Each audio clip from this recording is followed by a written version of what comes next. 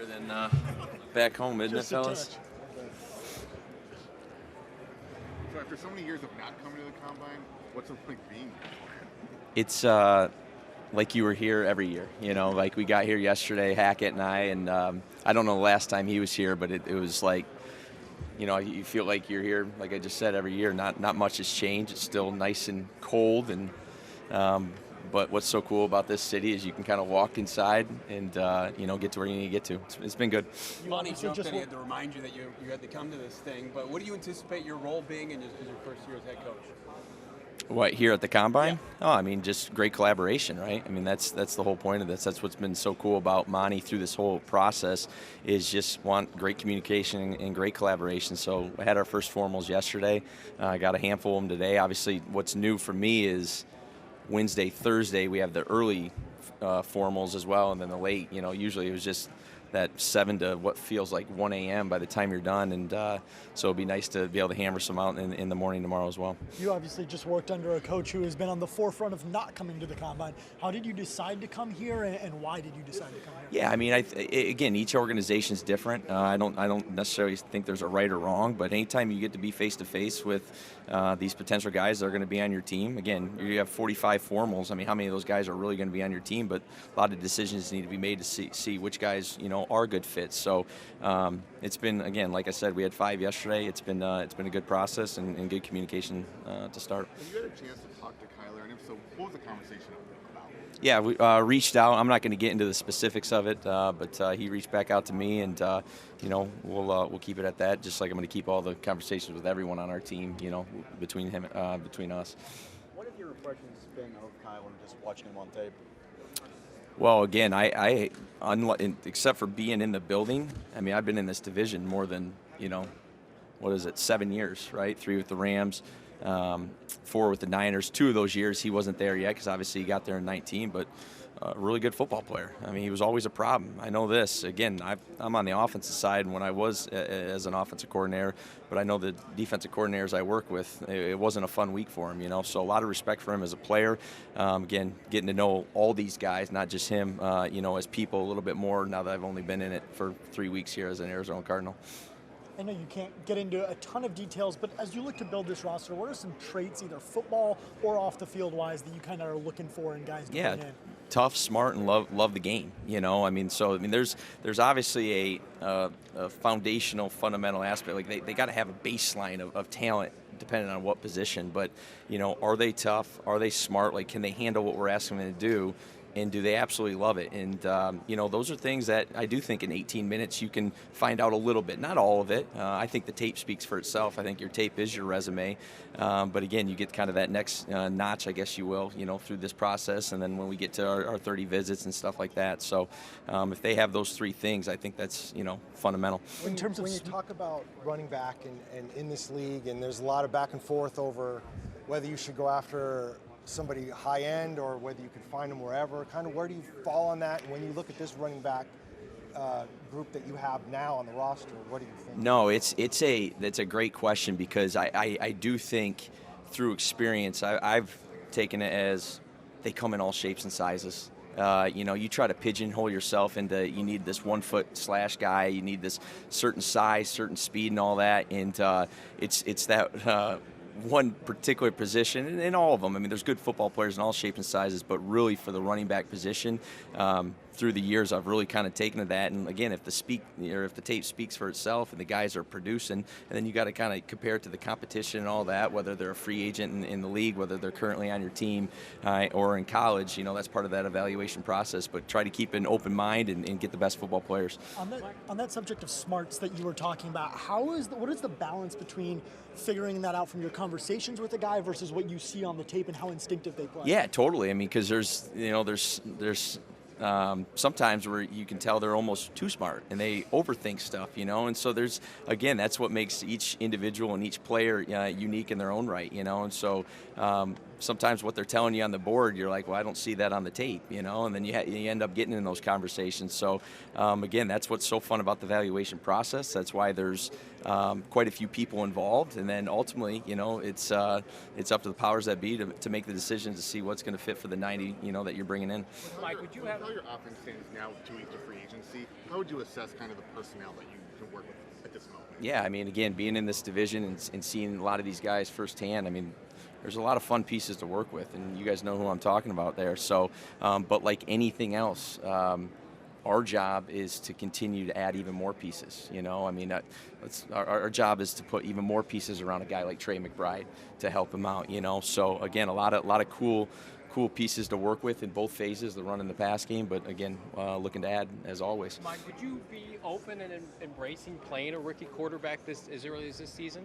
I'm open and embracing playing the best quarterback possible for the Arizona Cardinals, and so we're still working through that process right now, and there's going to be a lot of factors that's going to lead into that. Mike, you work with a number of talented head coaches, different styles, similar philosophies, but how did you go about taking pieces of what you learned and deciding what you want to be like as a head coach? Yeah, and I think I'm still learning. I'm still piecing this thing together. The biggest key was for me in basically the first 10 days, let's say in 2 weeks, was put together the best staff possible, and then start to build relationships with these players.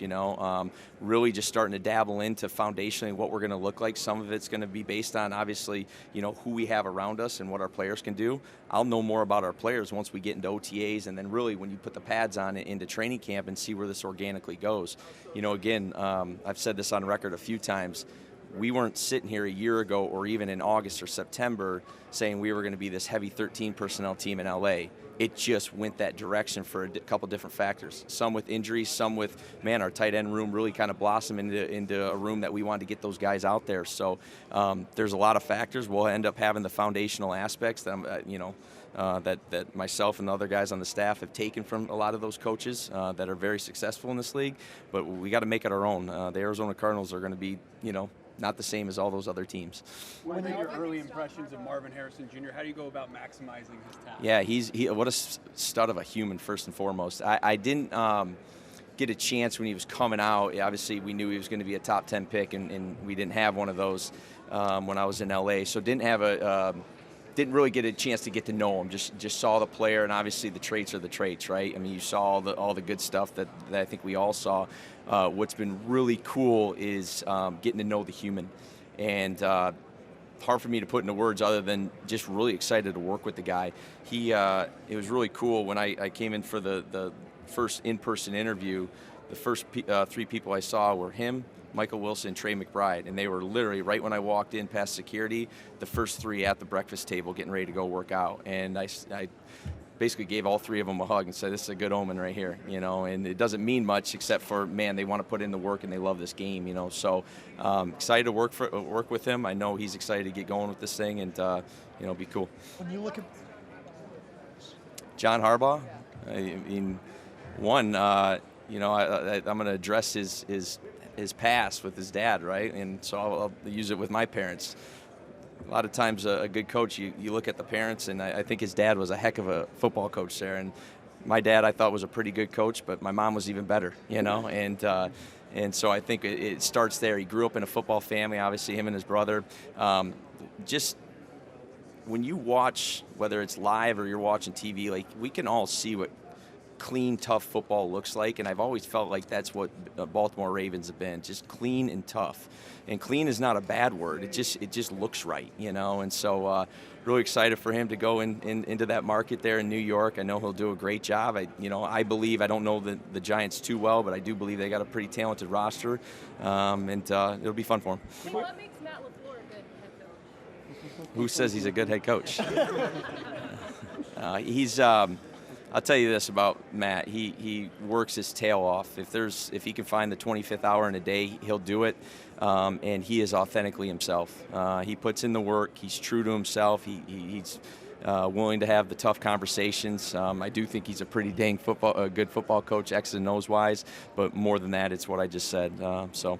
when you look at building. So to finally both be. Say that one more time. Sorry. What does it mean for you guys to both be brothers and be NFL head coaches? I've been in this for 3 weeks, right, as a head coach, but obviously been a coach in this league for some time with him. But it's probably a question better for him right now because, again, my focus has not been that we're brothers as head coaches. My focus was getting the staff together, getting to know this roster, getting to know these free agents, getting to know this draft, getting a scheme together, and it's just like you don't even have time to think about that stuff. Trying to, selfishly trying to get a house so I can get my, wife and 2 kids out here because that's an important piece of it as well. So if I've done anything outside of football, it's just put my thought into that to get them out there. When you Marv, how are you going to go about deciding whether to use him in the slot or the X? Yeah, we're going to put them in the position to most be successful, and so I think that's foundationally what has been really neat about the systems that I've been in. The system that we'll run is who is the slot, who is the X receiver. They're all interchangeable, and you try to maximize however many plays, let's call it 65 to 70 plays a game. You try to make sure all 65 to 70 matter, and those guys are in the right positions at the right time, so we'll move them around just like we do all those guys, and again, have a better idea of that once we kind of get going into May, and then obviously through training camp to see where it's all going to fit. You're building an offensive line. Positional value change, like in terms of draft and player evaluation from 5-6 years ago, you saw safeties and running backs there, whatever, to now where it seems like they're a little bit more prominent. Yeah, no, you're right. It goes in the ebbs and flows, right? And who knows where this thing's going to go the next year. Again, I look at it like this, Connor, like how can we put the best 22 players out there in all the different, whether it's different personnel groups and we load up on receivers or tight ends and whatnot, it's how can we find the best guys, within, what I'm saying right there to go have success. You're building an offensive line. How would you describe what it's like working with and working for Robert Saleh? Working with Sal is awesome. He has a unique way of just keeping things, and again, I'm not using this as like simple and efficient. He can, particularly as a defensive coordinator, but also as a head coach, like he doesn't have to say a lot to get his point across. And I think that's a true testament to him as a coach, as a defensive coordinator, as a guy that has had a lot of success on that side of the ball. So really excited for him to have the opportunity that he has in Tennessee. I think he's going to do really well. Mike, with building an offensive line, are you somebody who thinks, okay, we've got to have a couple of really prime athletes at the top of the draft there? Can you find ways to make an offensive line if you don't necessarily have those guys? Yeah, I've been a part of both. Let's go to the most recent. I think we, I don't know how you guys felt, but I thought in LA we had probably one of the better lines toward the end of the year that I've probably ever been a part of. And they stayed healthy. I thought they were coached really well by Ryan Wendell, the offensive line coach. I thought they bought into stuff, and by the way, they're very talented, and that kind of built organically a little bit. Some guys developed, some guys you paid, and stuff like that. So again, there's so many factors in where you're going to pour those resources. We got to figure out, again, how we put the best 22 out there on the field, where that money's going to get allocated, where those draft hits are going to get allocated, and then whatever we end up deeming that's the best, then we make it work, and we get to work with them, and we use what their strengths are, to what we're going to do. In building. That's a good one. So obviously, I never directly coached Schaub. I was on the Atlanta Falcons staff, but I was with the receivers when he came in 2016. I'm guessing Matt Ryan's here right now, but what a cool deal that was, for Matt Ryan and Matt Schaub that year, and he played a big part into the success that Matt Ryan had, and that's crazy to maybe say that, but just their side conversations, how they would take what Kyle and my brother were asking them to do schematically, and then really put it into quarterback terms, if you will. So always kind of knew from that time, and then just all the experiences before that Kyle had with them in Houston, that, man, if he ever wants to coach, I know Kyle's always tried to get him to be a coach there. It just didn't time up there. It didn't time up in Green Bay, but luckily it timed up for us. And when I actually got the call from my brother that Matt Schaub wanted to end up coaching. And it was like, wow, I just hit the jackpot, in that room. So it's awesome to have him. In building your staff, you obviously opted for a lot of coaches who don't have a ton of NFL coaching experience, either because they're younger or just because they've had a ton of experience at the college level. Was that intentional, and kind of what went into that philosophy in building your staff? Yeah, interviewed a lot of guys, talked to a lot of guys, whether it be directly or indirectly through people that we know. And again, I just kind of kept going back to this. Do they have great character? Do they have great capacity?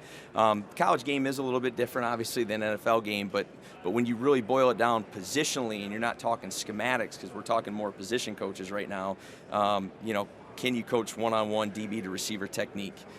Can you coach one-on-one D-line to offensive line technique? And the answer that I had was yes with these guys, because they are smart dudes and they are good character, And sometimes the way this thing goes with college, man, they've had a lot of interest, within other clubs in the NFL. It just hasn't been the right time yet. And, so I'm fortunate enough to grab those guys that I think are be really good fits for this league.